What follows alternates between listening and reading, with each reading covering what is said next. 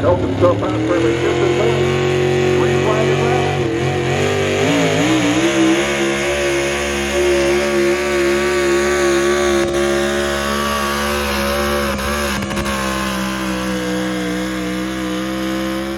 Hi folks, I'm Nath with Two Guys in a Ride. Today Rob and I are out here at the in a beautiful Anoka, Minnesota, and we are at the truck pull, and we're here with David.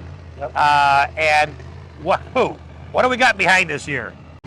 Oh, we got a 1998 Chevy body sitting on a set 1975 Chevy frame.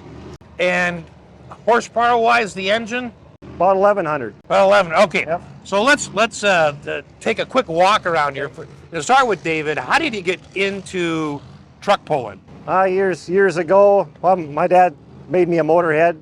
Okay. So it kind of started out from that, been through other sports, and then eventually ended up into truck pulling. Okay. Because you've done a couple of other ones too. You've done some mudding. Yeah, I've done mudding, demolition derbies, drag racing. So I love it. Kind of been through quite a few series of sports. Well, but they all have to do with driving. Yep, I had to do with driving. So now, you were telling us that you, except for the motor, you put the whole truck together. Yep, I built the truck from the frame up. All right, so kind of walk us through that. You bought the frame from somebody? Yep, I bought the frame out of southern Minnesota looking for a rust-free frame. Okay. I stripped it, sandblasted it, painted it, and then just slowly started piecing everything together. Okay, Yep. about how long did it take you to arrive at this? It took me 6 months. 6, wow. Yep. Okay, that's not long. It was pretty intense. It must have been, wow. Yeah, a lot of late nights and weekends to get it together. Yes. Yeah, because this is not your full-time job. No. No, and it usually never is, right? Okay, so let's start up the front right here. I was curious about the rollers on the front weight here. Yep. What are those for? Well, the rollers are for safety reasons. If you get into a situation where the skid has to stop fast or your brake part of your truck, the weight comes off the back of the truck and then tips the whole thing up onto the front. Okay. So what the wheels do is allows the truck to skid on the front safety wheels to keep it from piling up on top of the skid. And Yep. you've seen trucks Yes. go over before. Yep. Okay, so not a requirement. Yes, it is required. It is a requirement now. Yes. Okay. Yep. For that very reason. Now, people might also be wondering why, and I was, why do you have different amounts of weight on the front?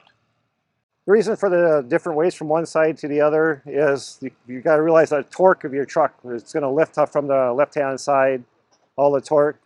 So you want to have as much weight as you can on the left, on this side of the truck. Are you limited to how much weight you can max out on the front?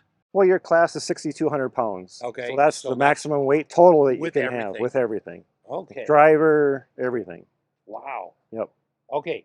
So for those that are new to this and maybe haven't seen it before, what's the whole idea of having weights anyways? I mean, you got the torque, right? Yep.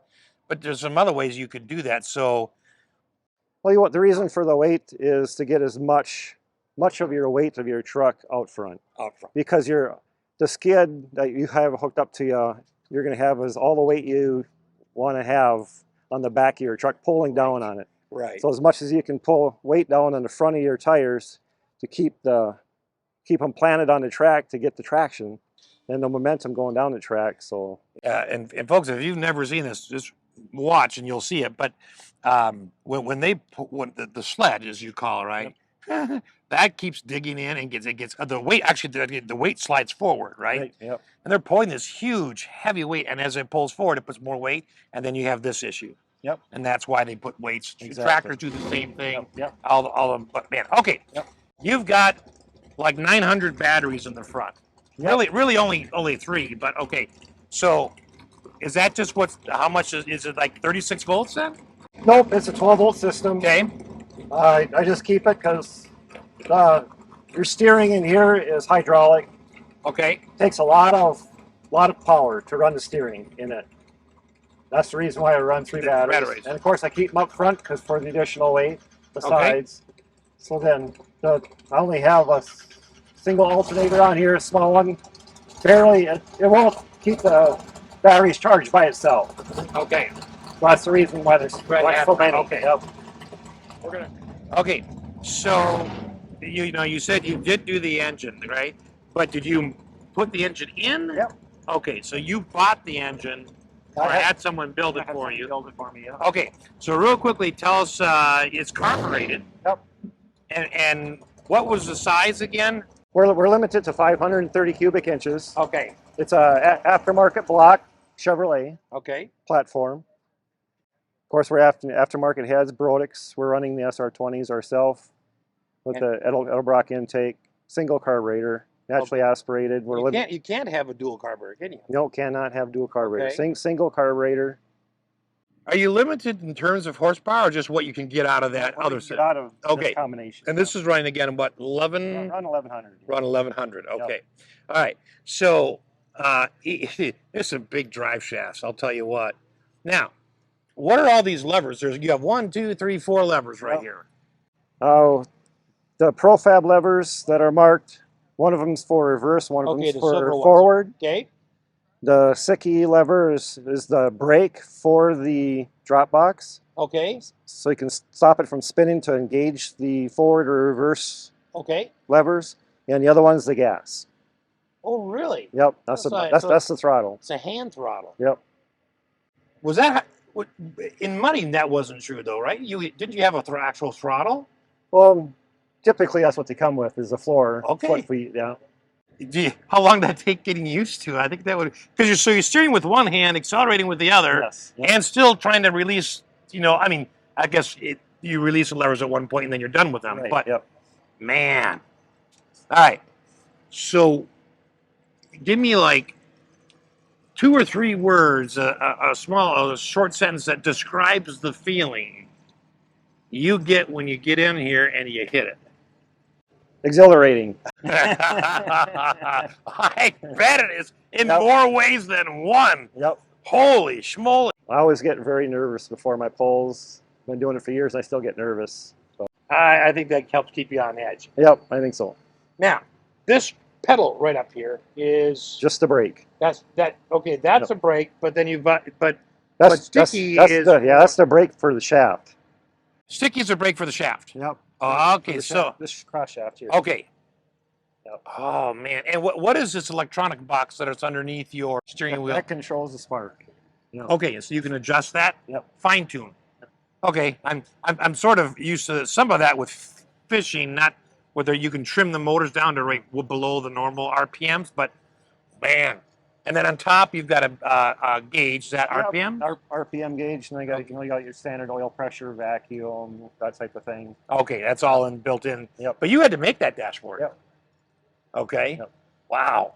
Now, the truck itself, fiberglass. Steel, all steel. It's all steel. All steel, 1998 body. Yep. And the doors are actually still open. Doors actually still open, yes.